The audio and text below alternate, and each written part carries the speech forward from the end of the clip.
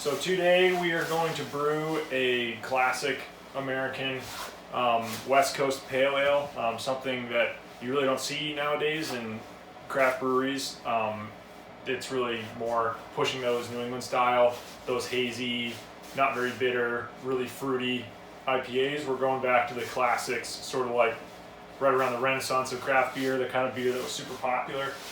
This is going to be 100% Centennial hops. The grain bill, let me just pull it up real quick. It's 93% Pilsner, 7% Cara Munich 3, which is at 53 Lovibond. So for my 3-gallon batch size, that'd be about 5.8 pounds of Pilsner and about 8 ounces of the Cara Munich 3. And then we're going to be using about 2 ounces of Centennial. We're going to do hopping schedule is going to be, I do 30-minute boils, so the hopping schedule is going to be 30 minutes, 0.9 ounces, 15 minutes, 0.3 ounces. Then I'm going to do a 15-minute hop stand at 170 Fahrenheit. We'll see how that goes. I don't do them typically, but I think it'll work for this beer. We'll do 0.8 ounces at 170 degrees Fahrenheit for 15 minutes. Those Centennial hops have a 9.9% alpha acid if people are keeping score.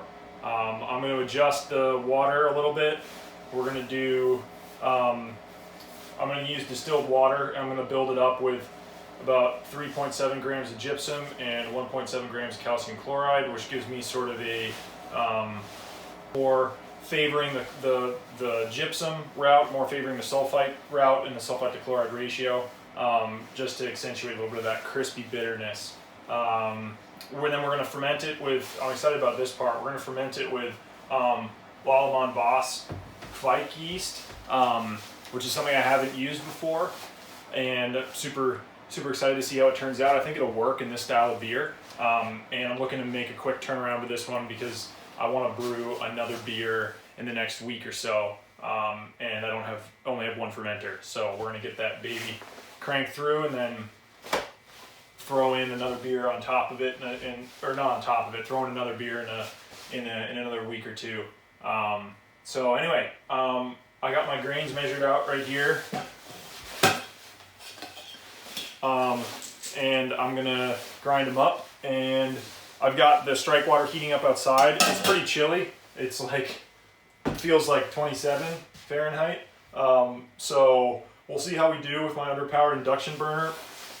I'm going to be upgrading my system over the next period of time, and I'm definitely going to be making some videos about that, but right now I'm just a little bit underpowered with that induction burner, so we'll see. We'll see how it goes with it being this cold out, but yeah, should be excited. Let's get the grains grinding. I'm going to go check the strike water, and let's get to it.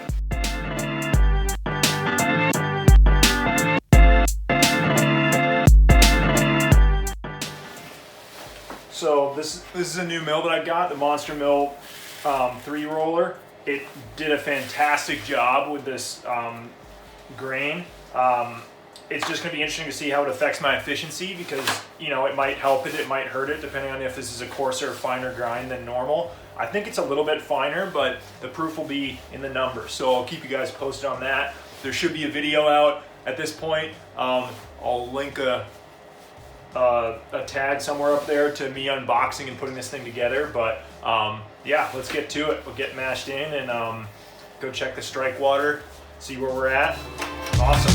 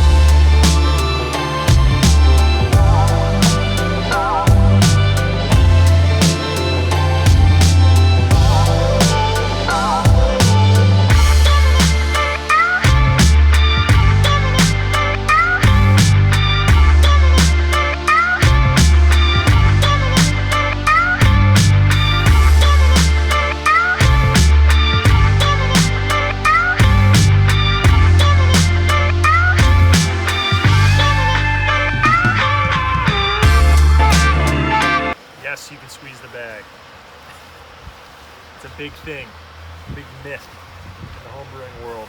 Oh, you can't squeeze the bag because it'll extract astringency from your grain. It's a complete myth. It's not actually a thing. Squeeze it.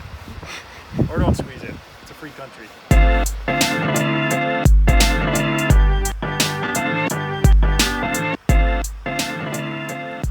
Alright, so I just took a pre-boil gravity reading after a 75-minute mash, and we're at 1056. I was shooting for like 11.9 Plato, or that'd be like 1048 specific gravity. But what I had done was I had reserved a half gallon of water off of my mash water because I was a little bit worried about the whole thing fitting into the kettle. So I've got a half gallon to add, and then we just went to our handy dandy dilution and boil off gravity calculator with 3 gallons of liquid. I've got about a half a gallon to add. The current gravity is 1056. My desired gravity is 1048. The new volume, I need to add a half gallon, which is exactly what I've got. So I'm gonna go ahead and do that right now. We'll get it right to 1048 pre-boil gravity and be right on target.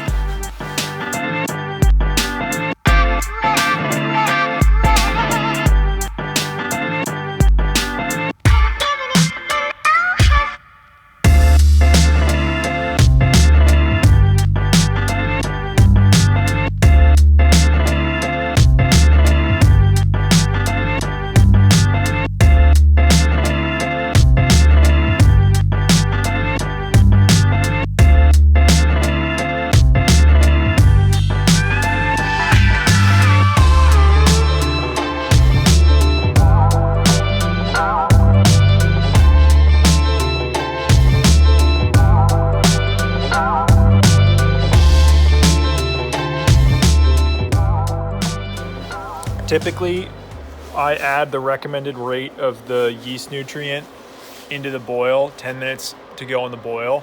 I just do that because I'm using distilled water, so there's not a lot of residual minerals for the yeast to use. So this will have a bunch of it in there. But I'm using Kvike yeast, and Kvike usually is a lover of high nutrients because the strain, as I understand it, was originally, the Kvike strains are those Norwegian style beers are typically really high gravity, and so there's a ton of nutrients that they're used to getting dropped into, so they perform better if you can just double the nutrient addition. Usually I do 1.3 grams of the beer nutrient. I'm gonna do we're gonna do like just shy of 3 grams, like 2.6 probably, anywhere between 2.6 and 3 is good enough.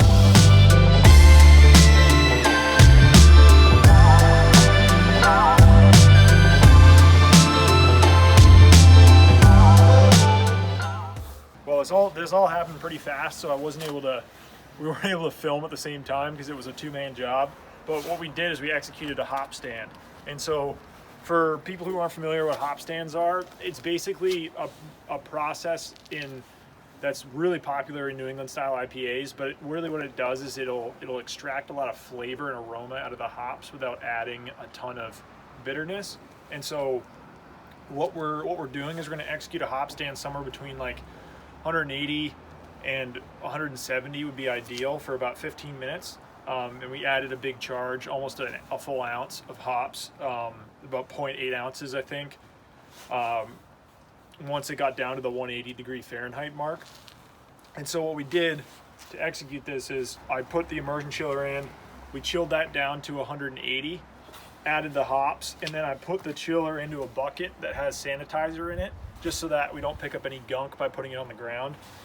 And after about 15 minutes, we'll put the chiller in and we'll chill all the way back down to pitching temperature.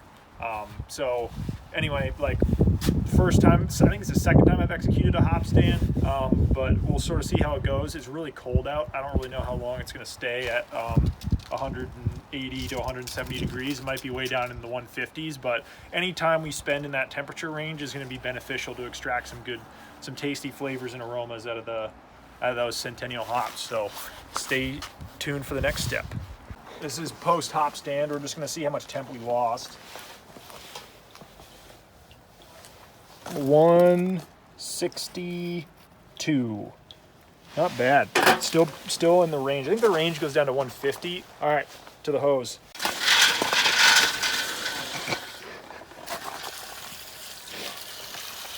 The yeast that I'm using is able to ferment, because it's a Kvike yeast, it's able to ferment at like over 100 degrees Fahrenheit. We're trying to get more of a clean flavor out of it, so I'm gonna just treat it like a normal ale yeast, but in theory, you could just chill down to about 100 if you have really warm groundwater in the summertime, like in California or something like that, and you'd be set. You don't have to go all the way down to like 60 something.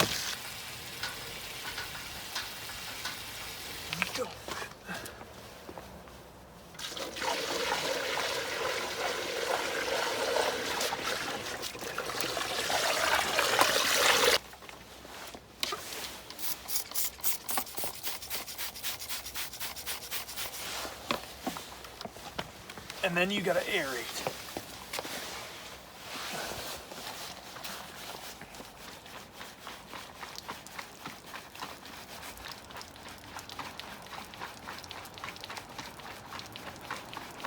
Go for about a minute. Here we have Kvike ale yeast, the Voss strain from Lallemand.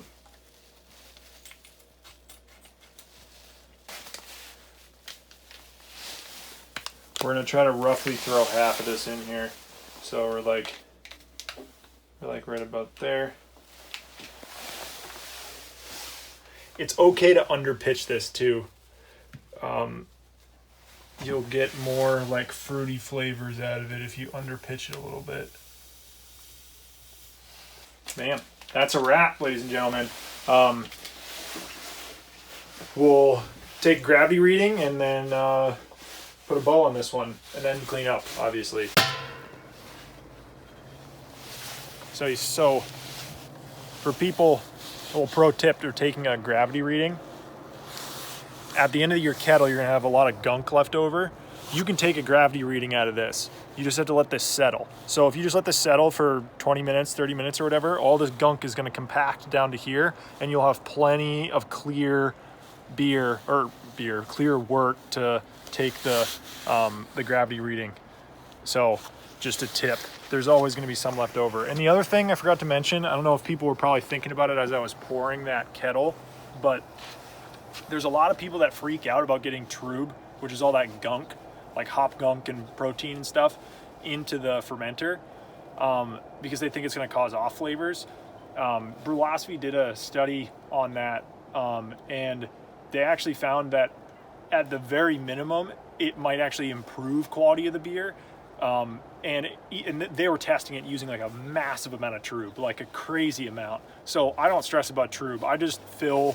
As long as it's not pure trub with no liquid, I just fill to the liquid that I need. Trub falls in there, it's fine, it'll settle out. It's actually good nutrients for the yeast in a lot of ways, so don't sweat the trub.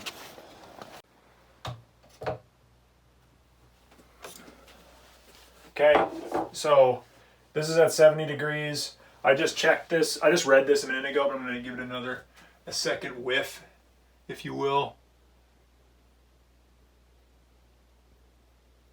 Pretty much right at 1050 at 70 degrees, which makes the final gravity about 1051. And we were shooting for 1055, so 4 points. I'm not going to sweat about it. The new grain mill probably accounted for that. Just a little bit more coarse of a crush than my other grain mill. It also could have been the cold temps, and it's also the variability of the system, you know what I mean? And new brewing software too. The software could have calculated it. So there's a lot of variables. The fact that we were that close is a good sign. I just pitched this. I'm gonna monitor how the fermentation goes and hopefully hopefully bring you guys along with it. And this should be, I'm hoping to keg this next weekend. Today is Saturday. I hope next Saturday to put this in a keg. Which would be, because it's a Kvike strain, they're notorious for fast fermentations. So that's what we're going to be shooting for. Hopefully it turns out to be a halfway decent beer, and I'm excited to start chipping away at the American Pale Ale recipe.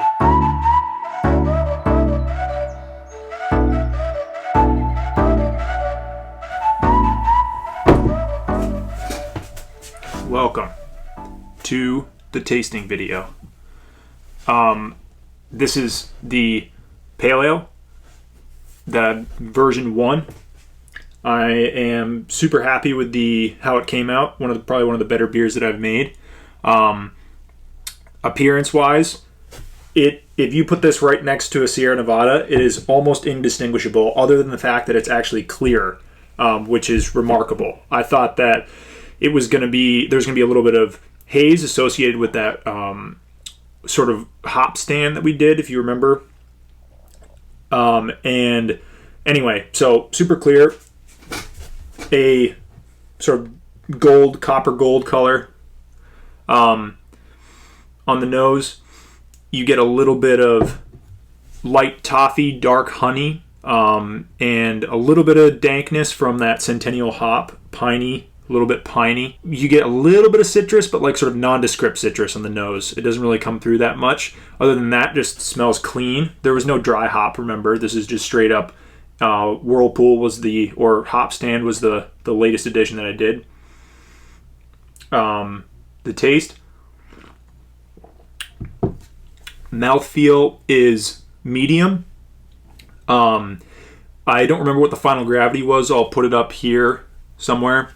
But I think it was around 3 Plato, whatever that is in specific gravity. And that's sort of right where I wanted it to be, which is nice. So as far as right off the bat flavor-wise, you get a little bit of sweetness from that Caramunic. That dark honey sort of flavor is what I'm going to call it. It's like lighter than caramel, but darker than straight-up honey. It's somewhere in there. Really interesting flavor, something definitely different from like a Crystal 60 or Caramel 40 or like whatever you want to call it. Those caramel malts, for sure different. I'm digging it. And then the flavor sort of moves into this the Centennial hop, which is like nondescript citrus, pith, not juice by any stretch. Old school hop character, piney, citrus pith. And there's like this slight yeast, like orangey note from like a yeast derived orangey note. You can tell it's not really from the hop. And I know that the like Voss strain is sort of known for that. And it sort of works, but I'm definitely going to be interested to see what this would be like with a cleaner yeast, like a USO4 or USO5, something like that. The finish is definitely moving farther into that sort of piney, dank character. Super nice. Not quite as bitter as I would like it, but then that high sulfate to chloride ratio crisps out that finish really nicely. It's not sweet or flabby based on the final gravity. It's super crisp, super crushable. When I initially poured this beer, I didn't find it with gelatin, and it had this sort of tart, like I just would attribute it to be like green beer flavor. And so I hit it with gelatin. Sorry. I hit it with gelatin just to confirm that that was a yeast derived character. And as soon as it dropped bright, that flavor disappeared. So definitely just a little bit young. I would definitely hit this with gelatin right off the bat, or some sort of fining agent if you want to use biofine, if you're not down with animal product in the beer or whatever. But anyway, some sort of clarifying agent really helps speed up the conditioning process for sure. But yeah, again, one of the best beers that I've made, I think. Next time, what I will do is hit it with a clean yeast strain, a USO4, USO5, something like that. I'm going to bump the bitterness just a little bit. Maybe add some, I'm going to increase the boil to like 60 minutes and add some bittering hops, but then keep everything else the same. I might play around with a dry hop farther down into the future, not right off the bat. Maybe version 3, see if that improves it by any degree. But I like the old school simplicity of this beer. I mean, I was worried I wasn't going to be able to have beer left for this video, which is a good problem to have. So definitely, I'll put this recipe in the description. Go nuts with it. It's definitely something to build off of. I'm super happy where this started, and I'm excited to see where it finishes. So until next time, Thanks for watching. Go check out another video like this, and we'll see you on the next one. Cheers, or Prost, as we say.